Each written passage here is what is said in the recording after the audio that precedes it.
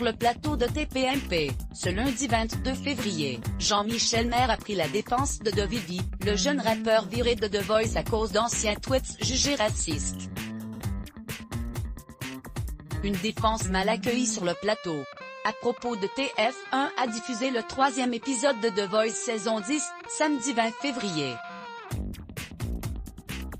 Sur le plateau de l'émission, un candidat s'est démarqué grâce à sa reprise du titre Suicide social, signé Orelsan. Dovivi, Vincent Poix de son nom, est un jeune rappeur qui a su convaincre les 4 coachs de se retourner avant la fin de sa prestation. Mais alors qu'il aurait certainement pu faire du chemin dans l'aventure, d'anciens tweets l'ont propulsé sur le devant de la scène, pour les mauvaises raisons.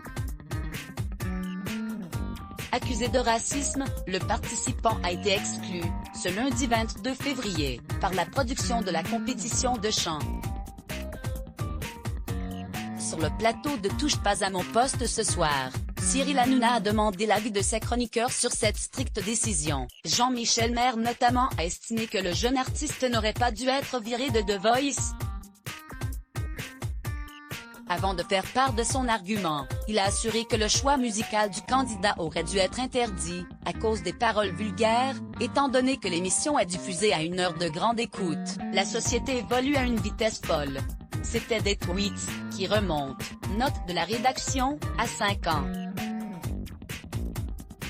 Que celui autour de la table ou qui écoute la télévision n'ait pas, pendant un match de foot ou n'importe quoi, tenu des propos qui seraient aujourd'hui considérés comme homophobes. Lève la main, a-t-il répliqué, avant de reconnaître qu'il l'a fait par le passé et qu'il a notamment entendu une vingtaine de fois le genre de blague que Dovivi a tweeté, de quoi révolter Cyril Hanouna et les autres personnalités de l'émission, en total désaccord avec lui. Des tweets qui ont une grande portée, ce n'est pas parce qu'on tient des propos comme ça qu'on est homophobe, ce n'est pas parce qu'on fait une blague, que l'on est homophobe, a-t-il affirmé.